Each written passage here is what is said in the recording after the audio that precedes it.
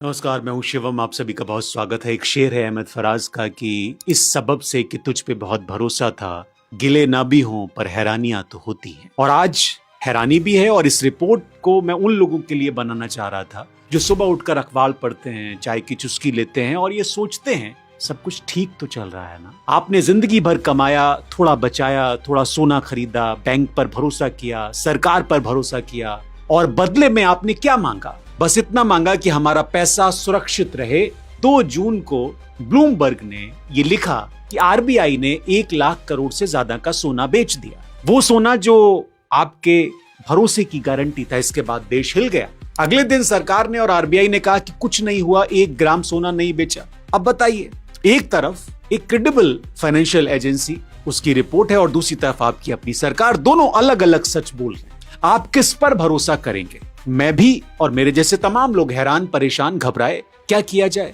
मैंने वही किया जो ज्यादातर लोग करते हैं। मैंने भी गूगल खोला क्योंकि सच ढूंढने के लिए हमारे पास कोई दूसरा दरवाजा है भी नहीं। और तभी उदय कोटक जी की एक पोस्ट मुझे दिखी एक्स पर। मैंने पढ़ी और पहली बार लगा कि कोई कुछ बोल रहा है तो ध्यान देना चाहिए। वो सच जिसको पढ़ने के बाद थोड़ा दर्द मुझे भी हुआ। आज वही सच मैं आपको बताऊंगा पूरी ईमानदारी से, क्योंकि ये सिर्फ सोने की, गोल्ड की कहानी नहीं है। ये उस इंसान की कहानी है जिसने जिंदगी भर मेहनत की और बस इतना चाहा कि उसका भविष्य सुरक्षित रहे। ध्यान से आप देखिएगा क्योंकि ये रिपोर्ट आपके लिए है। तो चलिए ये रिपोर्ट शुरू करते हैं। आईपीएल खत्म हो गया, 2 महीने, 15,000 करोड़ का स्पेक्टिकल, 140 करोड़ लोगों का जुनून। और जब तक हम जीत का जश्न मना रहे थे उसी वक्त $80 अरब का एक फैसला हो चुका था हमारे जश्न के बीच में। एक कंपनी जो हमारी जिंदगी में इतनी घुस चुकी है कि हम उसे महसूस भी नहीं करते, भविष्य की जंग का ऐलान कर देती है इसी दौरान, और वो कंपनी है गूगल। और उसी वक्त भारत का केंद्रीय बैंक चुपचाप रात के अंधेरे में क्या कर रहा है किसी को कुछ नहीं पता। लोग कह रहे हैं कि पुरानी संपत्ति, पुराना सोना, गोल्ड बेच रहा है, जिसका पीएम साहब ने अभी कुछ दिन पहले जिक्र किया था। और मैंने भी एक रिपोर्ट की है कि क्या आरबीआई चुनाव आयोग हो गया? गोल्ड, उसको क्या आरबीआई ने बेचा? ये सारी चीजें घट रही थी। पिछले कुछ दिनों से इसकी बात चल रही थी। $12 अरब के सोने के बेचने की बात चलने लगी। रुपए को गिरने से बचाने के लिए ये कदम उठाया गया।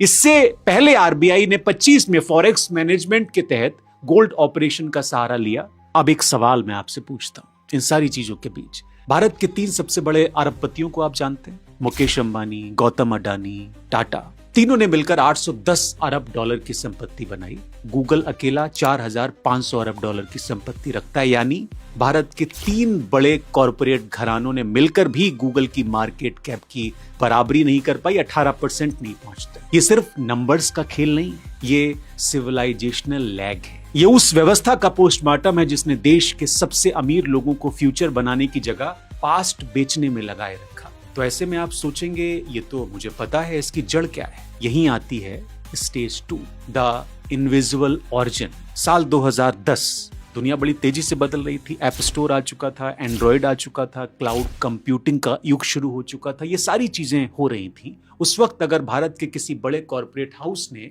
रिलायंस ने, अडानी ने या किसी ने और ने सोवरन एआई प्लेटफॉर्म, एक इंडियन सर्च इंजन या एक इंडिजियस क्लाउड बनाने में 10,000 करोड़ लगाए होते तो आज शायद हम सोना और इस तरह की बात ना करते, पिक्चर कुछ अलग होती। लेकिन उन्होंने क्या किया? टाटा ने स्टील बनाई, एयरलाइन खरीदी, जैगुआर लैंड रोवर लिया। ये सब लेगेसी डिसीजन थे। अंबानी ने क्या किया? अंबानी ने टेलीकॉम में रिवॉल्यूशन किया। जियो असली था, रियल था, लेकिन जियो भी अल्टीमेटली एक इंफ्रास्ट्रक्चर प्ले था, न कि इंटेलिजेंस प्ले। अडानी ने क्या किया? पोर्ट, एयरपोर्ट, कोल, सीमेंट, हर वो चीज खरीदी जो जमीन पर होती है। ये एक सोची समझी सुरक्षित रणनीति है इन उद्योगपतियों की, जिसे इकोनॉमिस्ट रेंट सीकिंग बिहेवियर कहते हैं। जब देश को लगा कांग्रेस की बस की नहीं है तो सबने क्रांति कर दी कांग्रेस के खिलाफ और मोदी जी का उदय हुआ। 1 दशक बीत चुका है।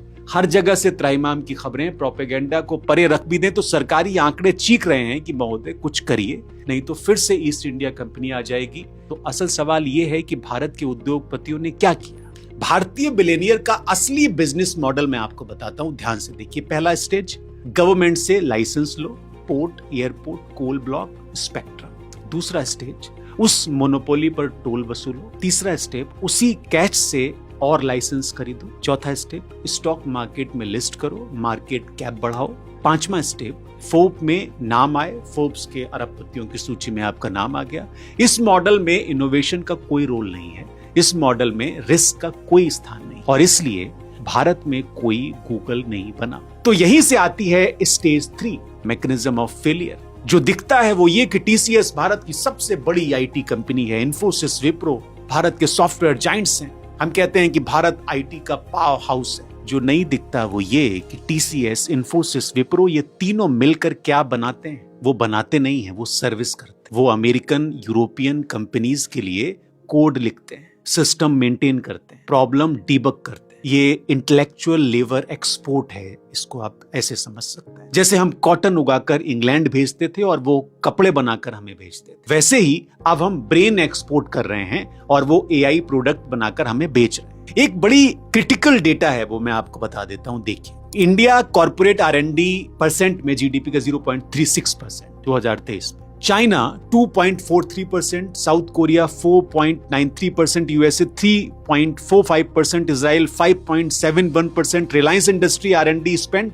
1820 करोड़, रेवेन्यू का 0.8%, गूगल आर&डी स्पेंड 24 में 49.7 अरब डॉलर, रेवेन्यू का 15.3%, टीसीएस, इन्फोसिस, विप्रो कंबाइंड जो आर&डी है आईपी क्रिएशन का 0, मोस्टली क्लाइंट फंडेड है। ये जानकारी भी आपको वर्ल्ड बैंक के आर&डी डेटा में मिल जाएगी, कंपनी की एनुअल रिपोर्ट में 2024-25 में। अगर इन लोगों ने हटवाई नहीं होगी तो 218 मिलियन डॉलर बनाम 49.7 बिलियन डॉलर, ये 228 गुने का अंतर है। और यही अंतर बताता है कि गूगल एक प्लेटफॉर्म बना रहा है, भारत एक पाइपलाइन है। अब यहीं से शुरू होता है शैडो बैंकिंग का फ्रेमवर्क। शैडो बैंक्स वो होते हैं जो नियमित बैंकिंग सिस्टम के बाहर क्रेडिट करते हैं बिना ओवरसाइट के। डिजिटल शैडो इकोनॉमी भी यही करती है। गूगल, मेटा, अमेज़न ये भारत में काम करती हैं, लाखों करोड़ कमाती हैं, लेकिन उनका असली value creation, data processing, AI training, IP यहां नहीं होता। और इस ट्रांजैक्शन का कोई टैक्स, कोई रॉयल्टी, कोई अकाउंटेबिलिटी नहीं है। इस सिस्टमिक लीकेज के आंकड़े आपको मैं बताता हूं, ध्यान से देखिए। गूगल इंडिया का रेवेन्यू 2024 में एस्टिमेटेड 26,000 करोड़ से ज्यादा, 1200 करोड़ का tax, 4.6%। Digital advertising market India 2024 का 57,000 crore, Google plus Meta share 68%, equalisation levy collected 4800 crore, gap बहुत बड़ा है। ये सब आपको एमसीए के फिलिंग मिनिस्ट्री ऑफ फाइनेंस में मिल जाएंगे, सारी रिपोर्ट्स आपको वहां मिलेंगी, वहीं के डेटा। अब यहां आता है स्टेज 4, द पावर नेक्सस। 1600 में जब ईस्ट इंडिया कंपनी भारत आई, उसने पहले ट्रेड किया, व्यापार, इंफ्रास्ट्रक्चर बनाई, फिर मिलिट्री दिखाई, फिर नियम बदले। 2025-26 में गूगल क्या कर रहा है? पहले सर्च दिया फ्री में, फिर एंड्रॉइड दिया फ्री में, फिर मैप्स दिए फ्री में, फिर क्लाउड दिया बहुत कम रेट पे, अब एआई दे रहा है, जेमिनाई और दूसरे एआई। और हर बार जब उसने कुछ भी फ्री दिया, उसने बदले में कुछ लिया। पहले डेटा, फिर अटेंशन, फिर डिपेंडेंसी, और अब infrastructure control. Google India control grid आपको नंबर दिखाते हैं। Search 97.3% market share, mobile OS Android 94.7%, browser Chrome 66.4%, video YouTube 476 million MAU, map default navigation 89%, smartphone user, cloud 18%, India enterprise cloud market and growing. Edtech में जो edtech Google classroom 12 million से ज्यादा Indian student पढ़ते हैं। मुझे भी इस data पर यकीन नहीं था, लेकिन ये नंबर स्टेट काउंटर के हैं, IDC, इंडिया, नेस्कॉम के। आप सोच रहे होंगे कि मैं गोल्ड की बात क्यों नहीं कर रहा हूं, शुरू तो मैंने गोल्ड से किया। अगर आप गूगल को समझ लेंगे तो आपको गोल्ड समझना आसान हो जाए। इसलिए अडानी और अंबानी की जो बिहेवियरल साइकोलॉजी है उसको समझिए।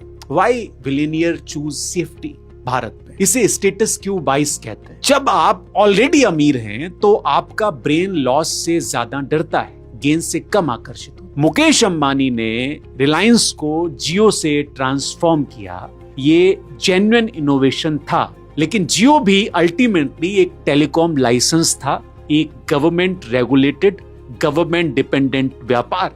डीप टेक में जाना जहां कोई गवर्नमेंट लाइसेंस नहीं, कोई मोनोपोली नहीं, सिर्फ मेरिट है, वहां जाने का रिस्क किसी ने नहीं लिया, किसी ने, अंबानी अडानी किसी ने। इसी तरह अडानी जी भी है, उनका तो खैर कहना ही क्या है, लक्ष्मी माता स्वयं उनकी कुंडली लिख चुकी है। अब कहा जाएगा कि ऐसा तो नहीं है कि इन उद्योगपतियों ने कुछ किया नहीं देश के लिए। कुछ लोग कहेंगे रिलायंस ने जियो प्लेटफॉर्म बनाया, टाटा ने सेमीकंडक्टर प्लांट अनाउंस किया, अडानी सोलर मैन्युफैक्चरिंग में इन्वेस्ट कर रहे हैं, भारत की आईटी इंडस्ट्री 250 अरब डॉलर की है। ये कोई छोटी बात नहीं है, ये ठीक है, ये गलत बात नहीं है जो कह रहे हैं लोग। जियो ने 500 मिलियन भारतीयों को इंटरनेट दिया, ये सही बात है। टाटा का पीएसएमसी सेमीकंडक्टर प्लांट 91,000 करोड़ का है, ये भी एक नया अध्याय है। लेकिन, और ये लेकिन बहुत बड़ा है, जियो क्या है फंडामेंटली?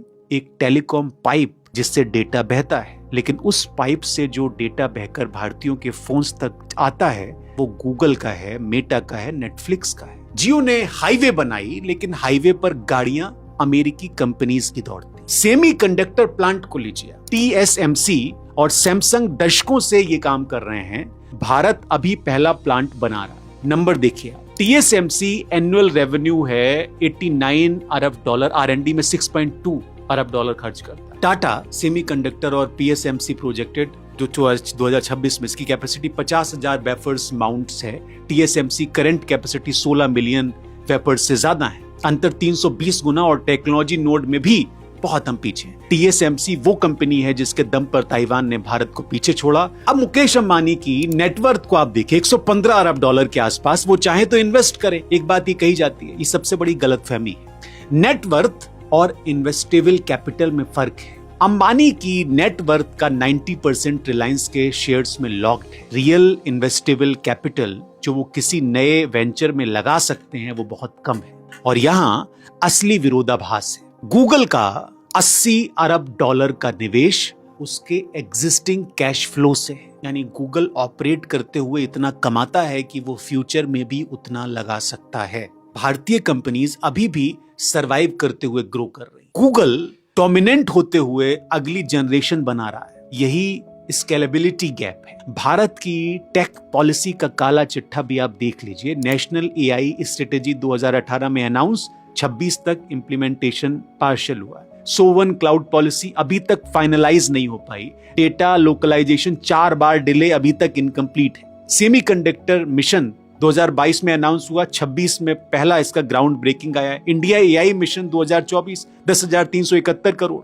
गूगल के सिंगल क्वार्टर आरएनडी का 5%, डोमेस्टिक सर्च इंजन 0 इन्वेस्टमेंट है उसमें। ये सब नीति आयोग की रिपोर्ट है, सब सरकारी डेटा है। अब आखिरी सवाल, 1947 में जब आजादी मिली, हमने कहा था कि हम अपनी नियति खुद लिखेंगे। 1991 में जब इकोनॉमी खुली गई, हमने कहा था कि हम दुनिया के साथ कॉम्पिटिट करेंगे। 25-26 में सरकार ऐसी नौबत ले आई है इस देश में कि भारत का आरबीआई सोना बेच रहा है, नहीं बेच रहा है, इस पर बहस चल रही है। उधर गूगल 80 अरब डॉलर जुटा रहा है, और भारत के 3 सबसे अमीर लोग मिलकर भी उस एक कंपनी के सामने 18% है। एक राष्ट्र की असली ताकत उसकी तिजोरी में नहीं, उसके विचारों में होती है। ये कोट पंडित जवाहरलाल नेहरू ने डिस्कवरी ऑफ इंडिया में लिखा था 1946 में। 1757 में प्लासी में हम इसलिए नहीं हारे थे कि हमारे पास सोना नहीं था, हम इसलिए हारे थे क्योंकि ईस्ट इंडिया कंपनी के पास बेहतर इंटेलिजेंस था। आज सोना है, सेना है, यूपीआई है, इसरो है, लेकिन आर्टिफिशियल इंटेलिजेंस किसके पास है? आईपीएल का खेल खत्म हो चुका है, असली खेल शुरू हुआ है, और इस खेल में हम सब